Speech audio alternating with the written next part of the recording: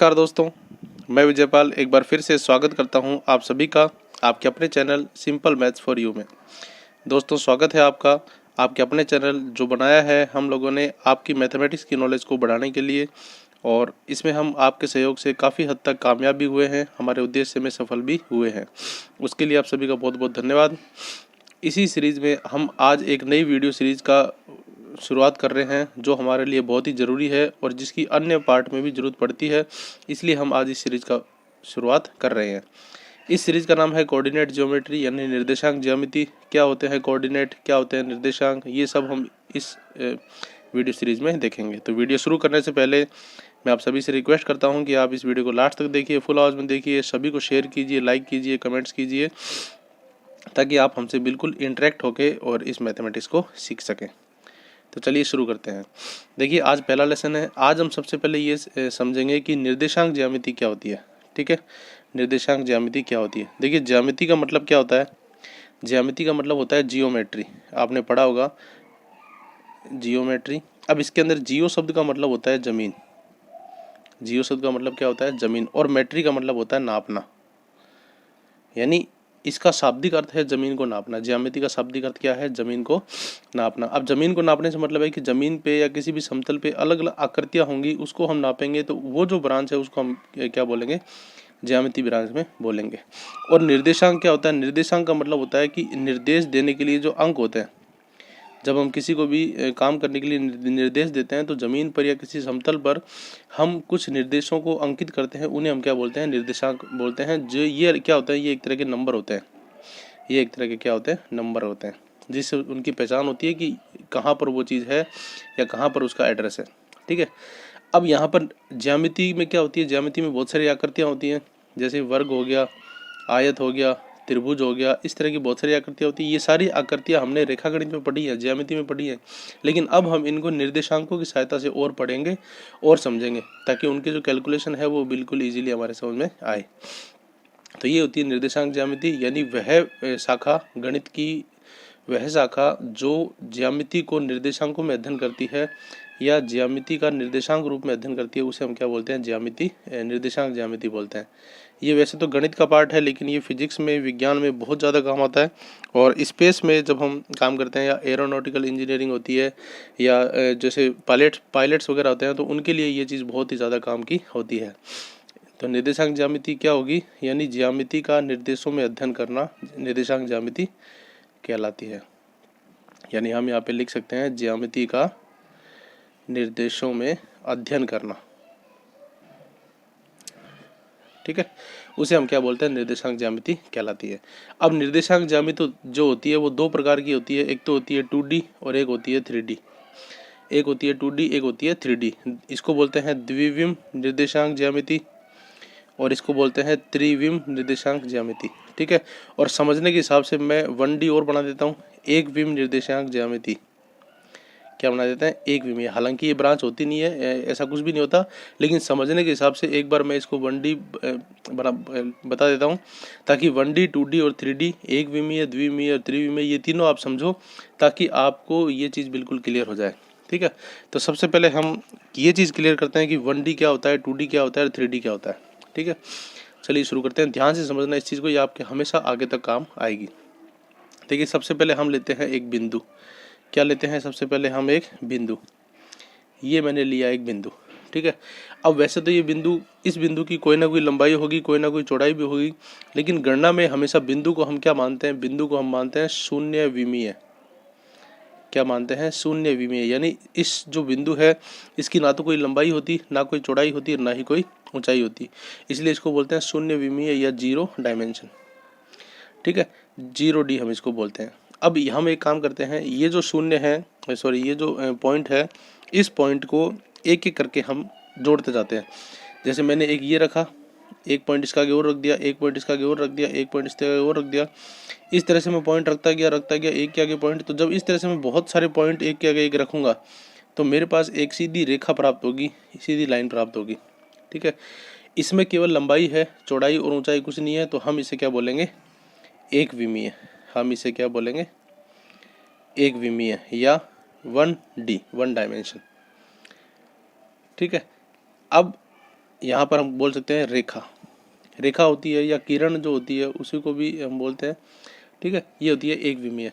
अब हम एक काम करते हैं कि ये जो लाइन थी, समझना आप ध्यान से, एक लाइन हमने यूँ रखी, इसके बिल्कुल पास हमने एक लाइन और रख दी, इसके बिल्कुल पास हमने एक लाइन और रख दी। इस तरह से मैं इसके पास लाइन रखता गया रखता गया रखता गया रखता गया, और इस तरह से मैंने क्या करा, इतनी जगह में बहुत सारी लाइनें इस तरह से रख दी एक के पास एक, बिल्कुल सटा करके। तो ये क्या बन गया, ये मेरे पास एक समतल बन गया, ठीक है। अब यहाँ पर ध्यान से देखिए, इसमें लंबाई भी है और चौड़ाई भी है, लंबाई भी है और चौड़ाई भी है। तो ये हमारे पास क्या बन गई, ये हमारे पास बन गई द्विविमीय आकृति। क्या बन गई, द्विविमीय आकृति। तो इसको हम बोलेंगे द्विविमीय या 2D, जिसमें 2 डायमेंशन हो, लंबाई और चौड़ाई, ठीक है। इसे हम वर्ग बोल सकते हैं, अगर इसकी भुजाएं बराबर है तो वर्ग हो गया, या आयत हो गया, या त्रिभुज हो गया। इस तरह की जितनी भी चीज़ें हैं वो हमारी क्या कहलाती हैं, द्विविमीय वस्तु, ठीक है।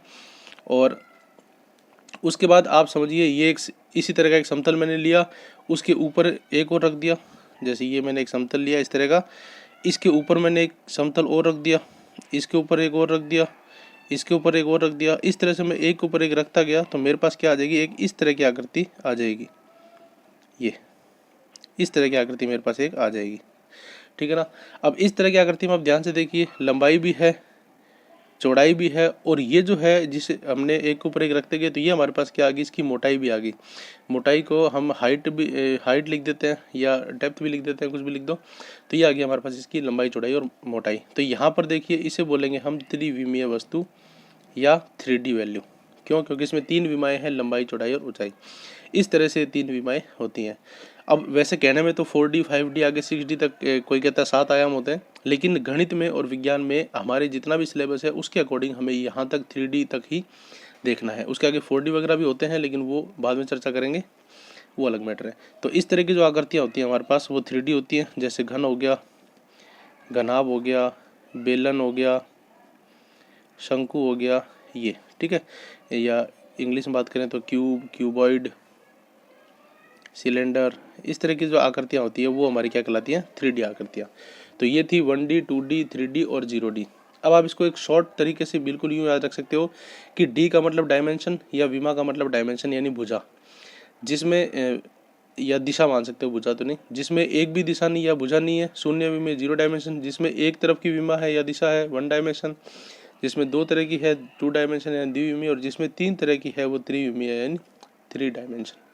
तो जितनी भी वस्तुएं हैं वो सारी इन्हीं तरह की होती हैं।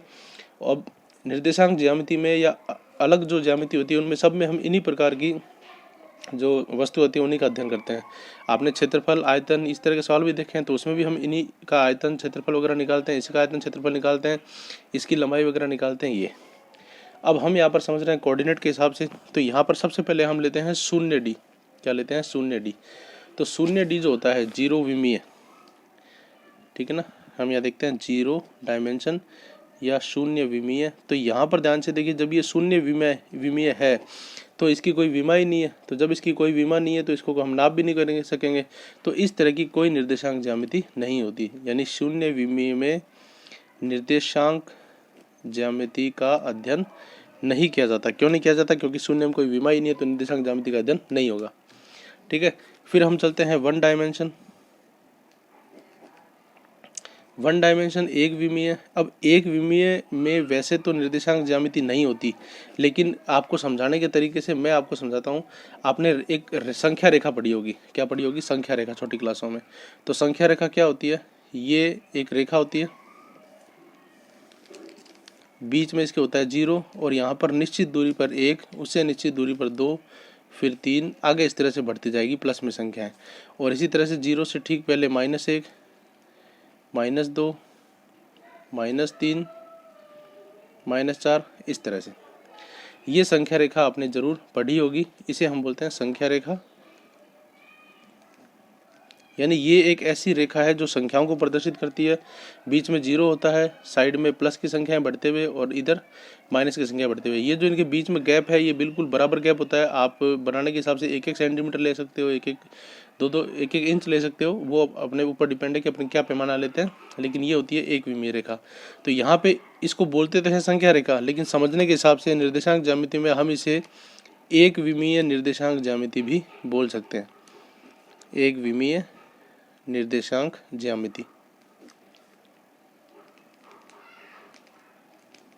क्या बोल सकते हैं? एक विमीय निर्देशांक ज्यामिति। ठीक है, अब यहाँ पर आप ध्यान से देखिए, यहाँ पर यदि मैं आपसे पूछूं कि 3 कहाँ पर है या एक पॉइंट है जो यहाँ बैठ गया तो उसके मेरे को मान बताओ, तो आप क्या बताओगे? +3।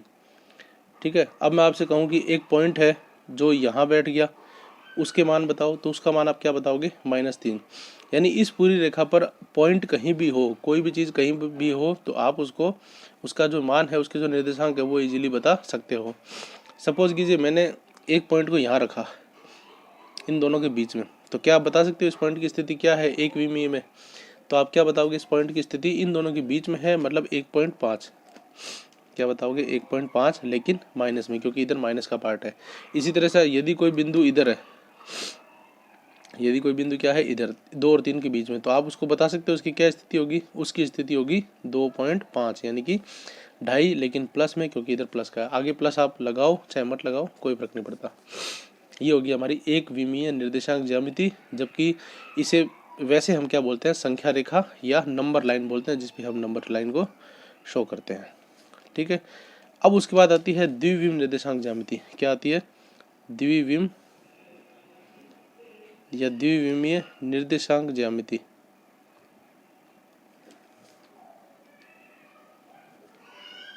ठीक है, द्विविम निर्देशांक ज्यामिति में क्या होगी? यहाँ पे 2 रेखाएं होंगी। क्या होंगी? 2 संख्या रेखा होगी। 2 संख्या रेखा होंगी, क्योंकि इसमें 2 ही विमा होती हैं। एक संख्या रेखा को हम x से दर्शाएंगे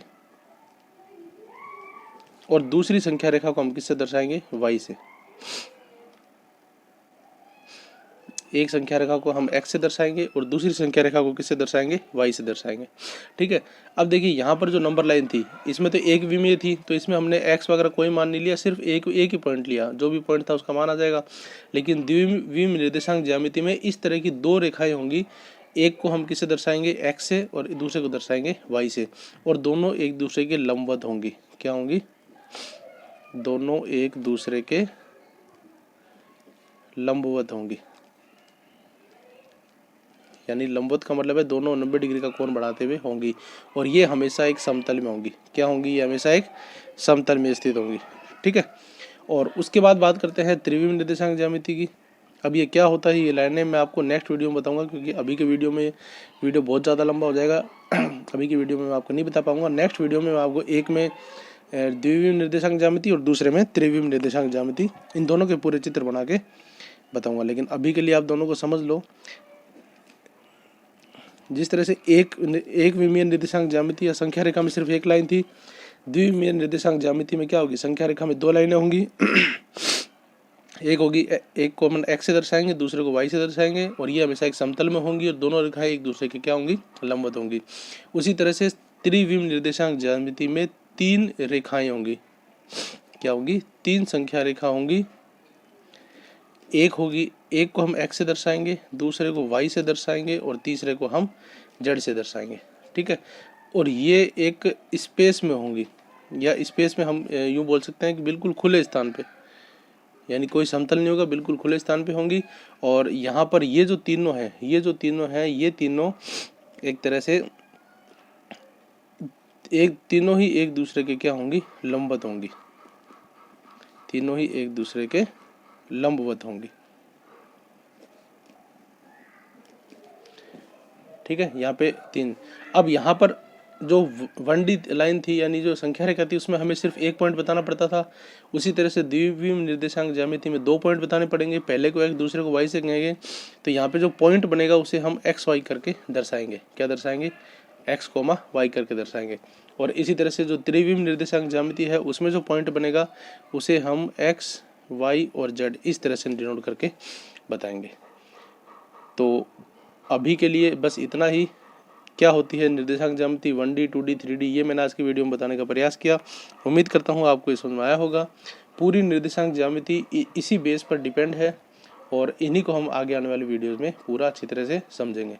तो वीडियो लास्ट तक देखने के लिए आप सभी का धन्यवाद। वीडियो अच्छा लगे तो इसे लाइक कीजिए, अपने सभी दोस्तों को, मैथ पढ़ने वालों को, सभी स्टूडेंट को शेयर कीजिए ताकि वो भी इस वीडियो का लाभ उठा सके।